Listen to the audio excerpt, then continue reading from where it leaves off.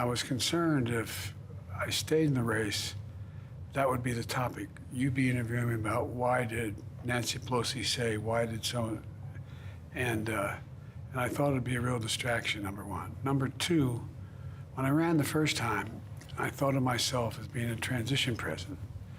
I can't even say how old I am. It's hard for me to get out of my mouth. And, but things got moving so quickly, it didn't happen. That was President Biden's first interview since quitting the race in an exclusive that aired this weekend. And as you heard, President Biden, for the first time, went into detail into what compelled him to drop out. He insisted throughout the interview that this was not over his health or his age, but that he feared his debate performance caused a fracture throughout the party and put several down-ballot races in jeopardy. But is this the whole truth? We know that President Obama and Nancy Pelosi had a hand in President Biden's ultimate decision. The question is, who else? There was talk that donations came to a screeching halt after President Biden's debate performance on June 27. But between the power players in Washington and the donor class, word on the street is Biden was bullied out of the role by the elite global cabal. Is there any truth to this narrative? Joining us now is best-selling author of Controligarchs, exposing the billionaire class, their secret deals, and the globalist plot to dominate your life. Seamus Bruner returns. Good to have you back. Yeah, hey, Chanel, it's great to be with you. So it absolutely was the moneyed interests who pushed Joe Biden out. Of course, Barack Obama and Nancy Pelosi played a role. But it all started in really early July. A lot of these big donors, particularly the Hollywood Controligarchs, and this would be Abigail Disney, the granddaughter heiress of the Disney company, a guy named Ari Emanuel, that's Rahm Emanuel's brother. They are the ones who pulled the e-brake on Biden and a lot of other donors who kind of remain nameless. They don't want to, you know, if you're going to take a shot at the king, you better not miss. And so they're all coming out of the woodwork now to pledge their support to Kamala. But a lot of these Hollywood guys, George Clooney, who's very close with Obama, he wrote that famous op-ed letter calling for a pause and a reassessment on Joe Biden. And so it was the money that pushed him out. They'll cite down ballot, and that's why the money decides not to put their money into Joe Biden. If it's going to be a lost cause, then yeah, all of the races are going to be affected if you're not, let's say, pouring millions of dollars into ballot harvesting and get out the vote operations, then yeah, the down ticket candidates are going to suffer. And so they all saw the writing on the wall. Not everybody went on record before Joe Biden dropped out, but they're all coming on record now in support of Kamala. Well, what you just said, Seamus, adds fuel to a certain bonfire of discussion in Washington. And that bonfire is, you know, there's all these different bonfires of theories, right? And so what you just said kind of adds to the bonfire that the debate was pushed onto the Biden campaign so that he would go on earlier, so that they had a little more time to prepare the next candidate before the DNC convention, because I know historically part of this discussion also is centered around the fact that normally you have a debate between the two nominees after the convention. Yeah, exactly. This was an unprecedented debate. They got it out of the way early so that they could chuck Joe Biden out of the side of the car and put a new candidate in. That would be Kamala. So yeah, the debate was always suspiciously timed to give them enough time to find a new person. I think they wanted to leapfrog Kamala, the big moneyed interests. I mean, with let's say a Gavin Newsom or a Gretchen Whitmer, because historically right, Kamala Harris has polled so low that there's always the question, is she even a better candidate than Joe Biden is? But I think they realized, you know, reality settled in. There's not a very easy way to leapfrog the first person of color, Black, Indian candidate for president, and so woman. So she checks a lot of the diversity boxes. If you were to leapfrog her with like a Gavin Newsom, that would just be a really bad look. And a lot of the people, the Black Lives Matter organizer said, they're going to be outraged if Kamala gets passed over. And so she became the inevitable replacement candidate for Joe. But she's been in bed with these controligarchs, especially out in Silicon Valley, her entire career. I mean, back in 2003, you had a lot of these venture capitalists, a lot of these Silicon Valley tech guys donating to her very early campaigns. I mean, she was first district attorney prosecutor in San Francisco. Eventually, she was the attorney general for the entire state of California, and then as senator, they've always been big backers of Kamala Harris out in Silicon Valley. Right. And so a lot of them are in all in on Kamala for 2024. Talk about those players. I know that there's been such an interesting shakeup in Silicon Valley with regards to the dividing lines. You've got Peter Thiel on the one hand, Elon Musk, all jumping in for Trump, splitting the Silicon Valley group into very different categories. I don't know that they're equal categories, but certainly there has been a split. It's certainly unprecedented.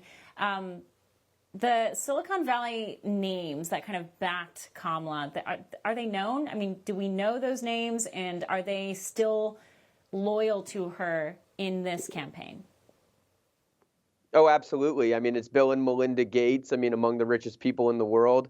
Jeff Bezos and his ex-wife, Mackenzie Scott, who has a huge chunk of the Amazon fortune. She's all in on Kamala. You've got Sheryl Sandberg from Meta. She's all in on Kamala. She's pledging lots of money. I mentioned last time I was on Reed Hastings and Reed Hoffman. Those are the LinkedIn and Netflix executives. And of course, I mean, there's Silicon Valley. There's also Hollywood. So Jeffrey Katzenberg, that's DreamWorks. I mean, he was Biden's head fundraiser. He was one of the longest holdouts, by the way, saying we have to let Joe Biden decide. But of course, he's going to pledge his full support, hundreds of millions of dollars behind Kamala Harris. Mark Zuckerberg has had these, quotes where he kind of, says that Donald Trump, the assassination attempt was an exhilarating thing where he saw Donald Trump pump his fist. But let's not kid ourselves. Mark Zuckerberg will fully be behind the Democrats and the censorship industrial complex. And so I would say 90% at least of Silicon Valley will be behind Kamala Harris, the Google, the Facebook, the Netflix, all of those. They'll all donate. All of the employees who are very wealthy in themselves, not just the big names, they'll all be donating big money to Kamala Harris, have already started. I mean, that's how she's over $300 million in just, 20 days. It's kind of crazy how much money is flowing into the Kamala Harris campaign. I want to move over to her running mate, Tim Walz, and you recently have pointed out that there are some disturbing connections between Walz and China, not to mention his loving history with China. I mean, he spent his honeymoon there. He's taken students there for school trips. There's a very sentimental aspect to Walz and China, but you actually highlight there's some other concerns between Walz and China monetarily. Yeah, absolutely. Well, let's just start at the very beginning. Tim Walz went to China in 1989, the same year as the Tiananmen Square massacre. Like you said, he had his wedding honeymoon there after getting married on the anniversary of Tiananmen Square. He came back from his first trip and said, they just showered me with so many gifts.